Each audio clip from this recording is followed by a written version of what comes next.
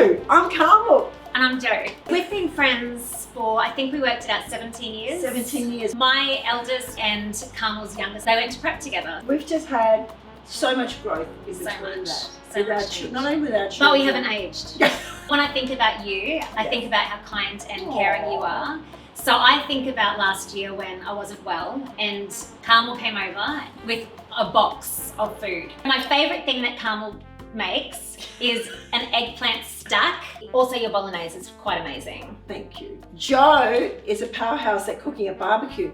Oh, okay, yeah. Honestly, leaves any bloke out there for dead. I'm 15 years older than her. You'd never guess, right? You basically are just that younger sister, Yes. which I've never had. What you see is what you get with you. Yeah. There's no pretentious attitude, and you are just beautiful. Oh, thank you. Inside and out. Carmel is the kindest person you could ever meet. And patient. And just sometimes I go, how are you just so nice? Like, you're so nice to everybody. My favourite thing about your style would be how classy you are. Oh, little Jo here is just so natural. So this is perfect. This is so me. The key to a long friendship. Unconditional support, loyalty, love.